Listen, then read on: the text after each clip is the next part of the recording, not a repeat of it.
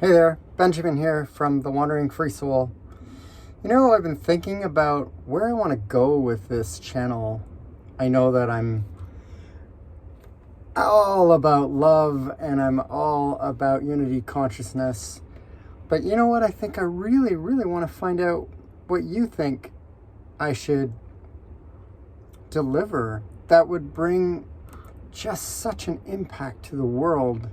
Right now I'm in Half Moon Bay, California, looking at the waves in my little camper that I've traveled, to lots and lots of places in the United States and some places in Canada, up near Squamish. And it's got my little bike rack so I can bike and go into the forest and bike or hike. And, I know the world is where it's at right now, and yet I don't really want to focus on it as much as I want to focus on where we can go. And one of the things that I have a lot of experience in, probably close to 30 years, I've been interested in meditation and how we can train our minds to a place of, there's a saying in the way of the Bodhisattva, that when aversions and cravings and thoughts come into our mind, it says, be like a log and allow the sentinel at the gates of our mind to guard our mind from these thoughts that will take us away from the concentration that we're invited to have. Now we have to ask ourselves, what do we want to concentrate on?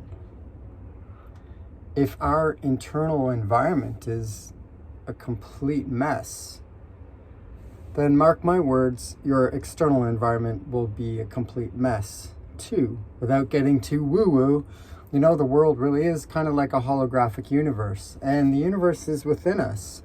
So if that's the case, and we've got a choice to think every single moment, what do we want to think about? Because what we think about actually creates our world. And one of the things I think I would like to do would be maybe to have little daily meditations or invitations to contemplate on one subject or another. And I would love your input. I would love to create a movement with you. I can't do it alone. And yet I know that the absolute foundation of it is, how about we all just get together and create more positivity? Why don't we create more love?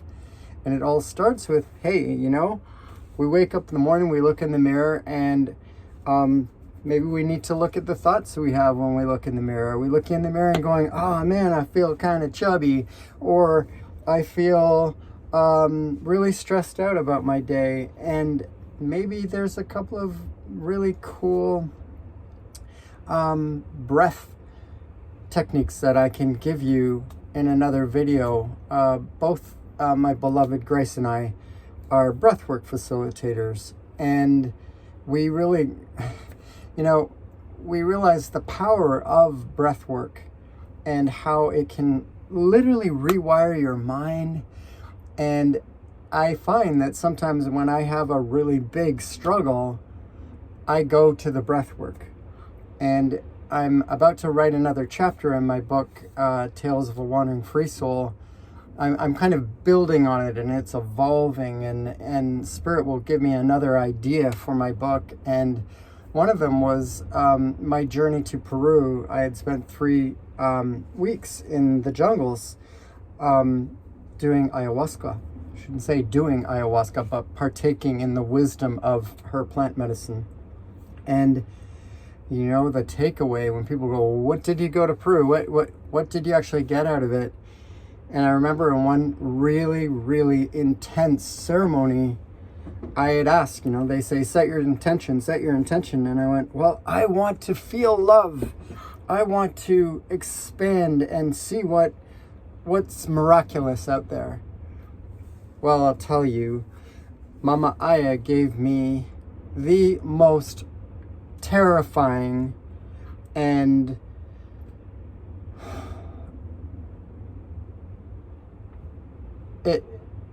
I didn't know whether I was going to end up going to the mental ward after. But when I finally came back out of it,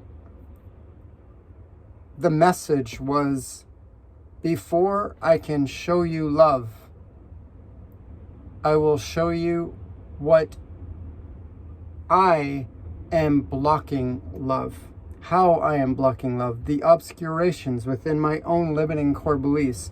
How am I actually creating my own roadblocks for love? And so it was a very uncomfortable night, and I realized that I have a lot of control issues around how I want to see my world go down. And I realize, the Buddha will say, there is suffering, and the suffering is really in how I show up when things aren't going the way I want them to go. Ooh, that's a big one for me, because I really want things to go my way. And when I surrender, and I don't mean a doormat, I mean surrender to the reality of a situation. Even, what's going on right now.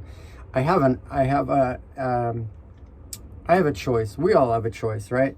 And that choice is, do we want to choose love, or do we want to choose anger, and animosity, and actions towards more separation? God knows we have way too much separation going on right now. And so I bring it back to you. I bring it back to me in every moment. Like, what's my choice? What's my choice? And I choose love. And I also choose to inquire. And I was saying to Grace the other day, I said, I really do love the thought of being in this world, but not of it. So that means that love, but not put my head in the sand. I have to persevere and keep looking at the news, even though I may trust about 1% of it these days. But I realize that to cultivate compassion within my own being, I need to be aware. I need to understand, truly long to understand what all beings are going through. Their judgments, their misjudgments, their likes, their dislikes. We're all in this together. And then at that point, instead of judge, I long to become a better listener. Open my whole heart up and listen. Because we've all felt, going through life, how many times have we been in front of someone and we really don't feel seen, we don't feel heard, and we ask ourselves, why are we even wasting our time having this conversation? And then there are moments where we actually are in front of someone that truly takes the time out to hear us and see us. And we don't know what to do with it. We actually start to look inside and go, oh my gosh, they must be seeing something in us that is worthy of judgment. But what if they're just seeing you? And so this is something that I love to do, and that is I practice seeing and hearing, deeply listening. It's beautiful, because when we truly expend the effort to truly see and hear someone,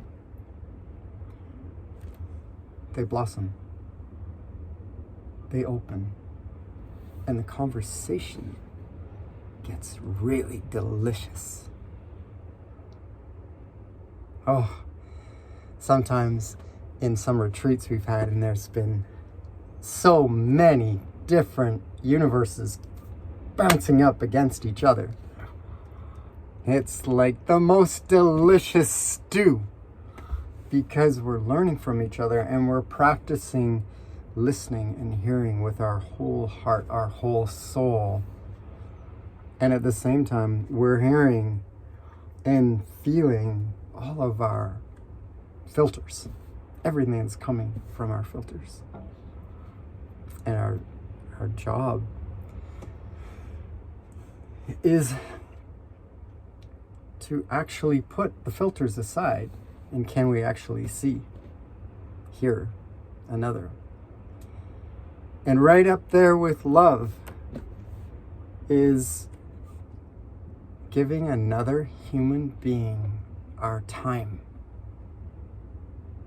Authentically, deeply real, with patience, love, compassion. It's actually a great gift to ourselves as well. Because when we truly see someone, the exchange and interplay of wisdom that comes out of each soul opening and blossoming will blow your mind. And you almost get addicted to this type of exchange, because you know that's who we really are. That's our potential.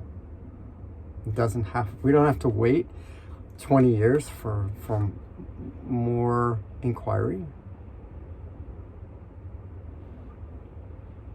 We just get to be in another person's presence. And in so doing, we open up and we get to stand in our truth, in our wisdom. And sometimes we do a double take because we're like, where did that come from? We are inherently all wise, especially if we stand in love. So that's my rant for the day. I love you all, and drink in the day and see the opportunities that you get to love yourself and love others. We need to do it together. We need to do it together. Have an amazing, wonderful day.